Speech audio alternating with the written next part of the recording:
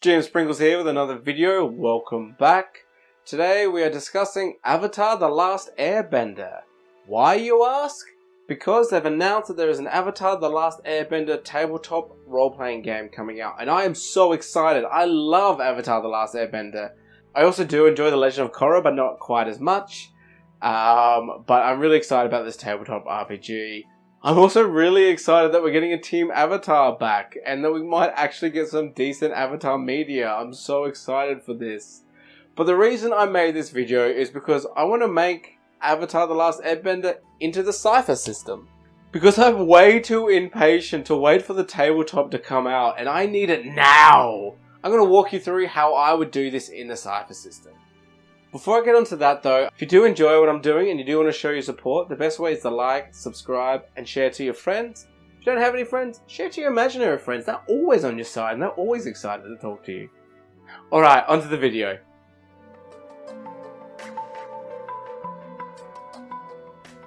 You can make the Avatar the Last Airbender in not just the Cypher System, it's not what I'm saying at all. I'm just doing it in the Cypher System because that's what I'm most comfortable with.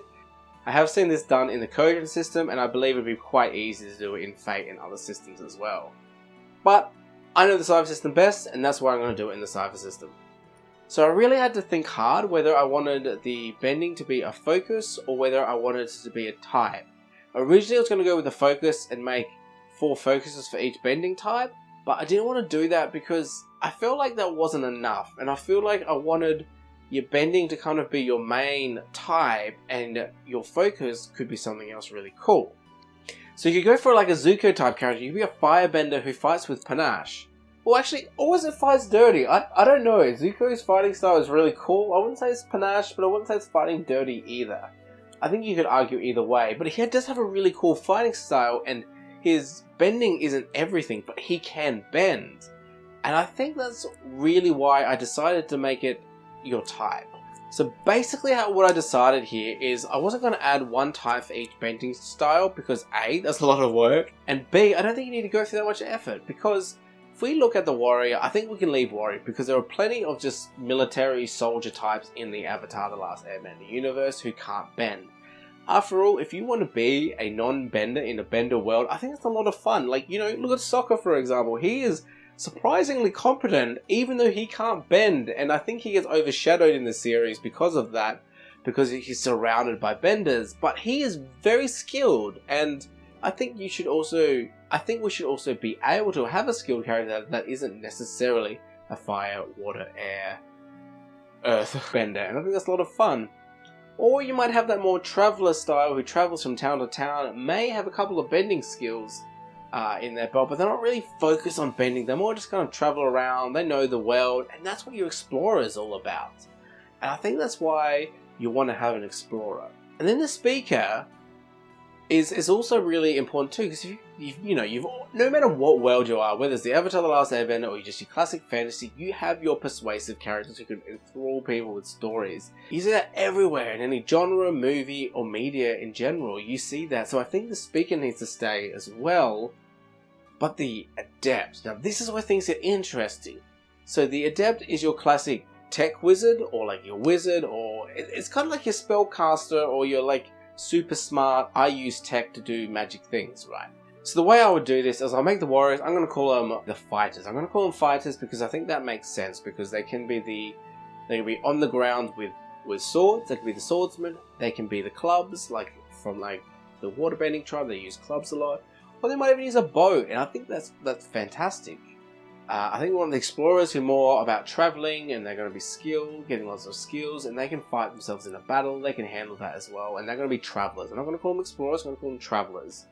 And then the speakers are, I think speaker works, I think that's fine. We can leave that called speaker because they speak, they're public speakers, they know how to persuade the public, and I think that's perfect as well.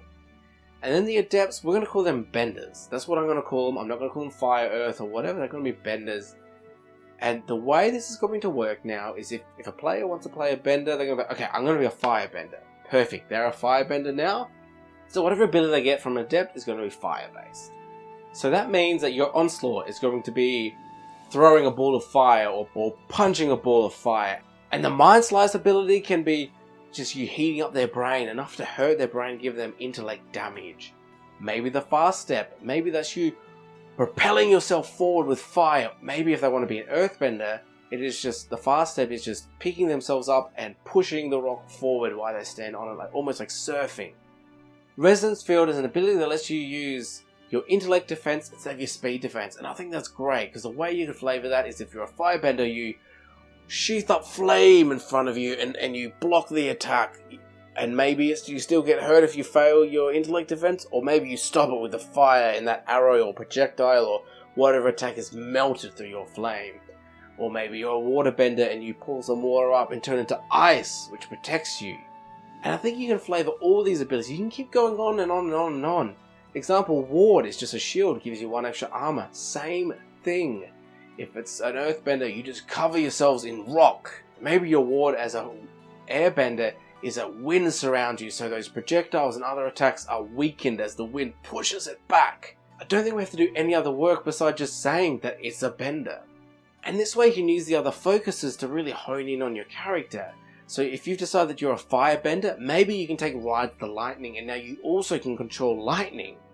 And that's awesome! If you are a firebender and someone shoots lightning at you, or you're in a lightning storm, you can use a player intrusion to redirect it like Aro and Zuko does right back at the target. And I think that's fantastic. There's so much roleplay value here. There's very little changes we need to make.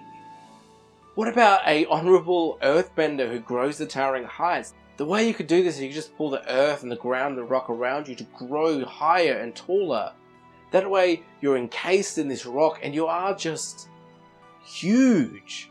Or abides in stone. You might just be an earthbender who just keeps themselves covered in rock constantly. And I think that's brilliant. It's great roleplay.